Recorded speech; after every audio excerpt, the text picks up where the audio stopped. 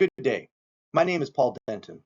This week's discussion is on my preferred field of study in history, the United States Sharpshooters in the Civil War, sometimes known as Berdan's Sharpshooters, named after Colonel Hiram Berdan, who helped to create the two regiments.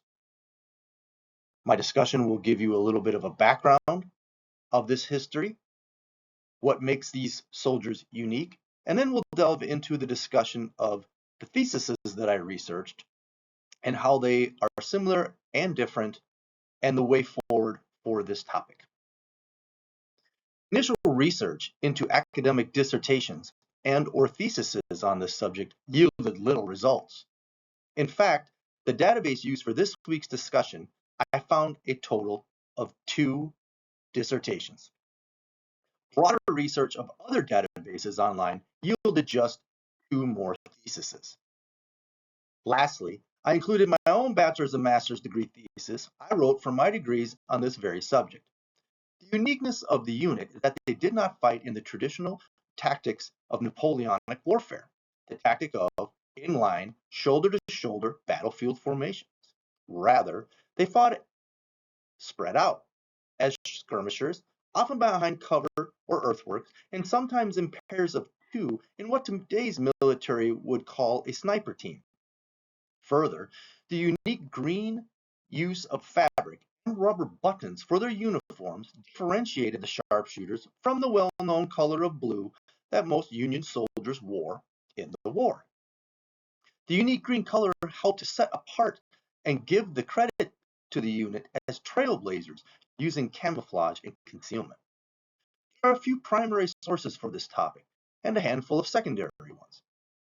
The primary sources are, of course, the official records of the War of the Rebellion, and there are also a few published books on individual diaries and letters from soldiers who wrote home. The funny thing is that while there is a low number of secondary sources for these unique soldiers and how they fought in the war, there are actually more books written about the unique rifle they used. The 1859 Sharps rifle, which was a breech-loading rifle that could fire 10 well-aimed shots a minute, which is faster than the 3 well-aimed shots that a muzzle loader could fire.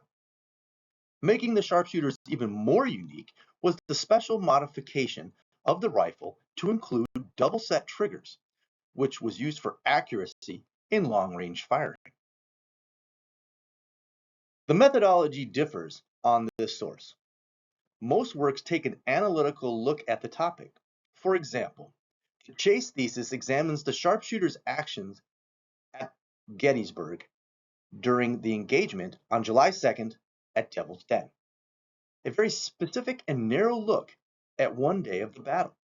While Walters and Songren's dissertations explore the broader significance of the changing tactics the sharpshooters helped to foster, differing from the Napoleonic warfare model. Cassidy explores in her dissertation the focused involvement of the Anishinaabe Indians from Michigan who fought as sharpshooters and the warriors that they were hailed as.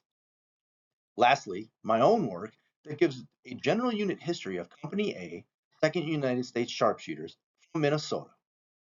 I have tried to prove my point in my papers that this one unit helped save the day at Gettysburg by firing on the 15th Alabama from the side and behind as they attempted to summit Little Round Top and defeat the 20th Maine. I hope to continue to explore this thesis from a historical revisionist point of view. In conclusion, the historiography for this topic is small, making it a prime target for more research and writing. The research is not overly done. There is room for further study. Thank you for listening and have a blessed day.